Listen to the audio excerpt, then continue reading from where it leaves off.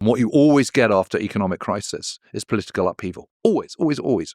Because some people are in a worse off position than they were financially before. They're thinking, well, the current system doesn't work. What's the alternative? So, in the case of now, we in the West, we faced the crisis of 2008, financial crisis of 2008. Then we've had the kind of double whammy of COVID.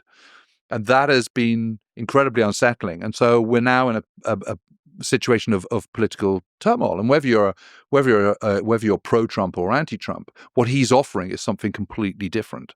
And he's saying the old ways don't work. I'm just going to say what I think. I'm going to come out. I'm not going to bother with all the sheen of diplomacy and kind of, mealy-mouthed words that politicians always use, where you can't trust anyone. I'm just going to tell you as it is. And obviously people respond to that. You can understand why that has an appeal. And if the country already feels broken and here's someone who is going to be a disruptor and going to change the way you go about things, you can see why a reasonably large proportion of the population is going to go, I'll have a piece of that. Thank you very much. And especially when the country is in an economic crisis like Germany was.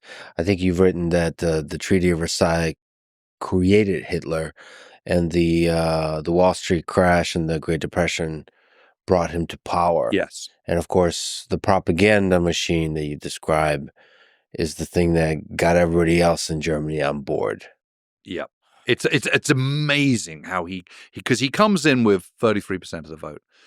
He had 37% of the vote in July 1932. So again, this is another period of turmoil, just like it is in France, where you're having constant different kind of coalitions and different chancellors, leaders of Germany. So it's very possible he wouldn't have come to power. Well, he said, "I will only, we will only take our seats if I can be chancellor. Otherwise, forget it. I'm not coming into any coalition."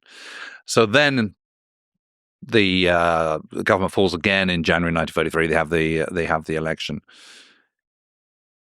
The Nazi vote is down from where it was the previous summer, but this time they go, okay, Hitler can be chancellor, but we'll manipulate him. Oh, how wrong they were. He's manipulating everyone. And then Hindenburg, who is the president, dies the following summer, and he's able to get rid of the presidency. There is no more president of Germany. There is just the Führer, him.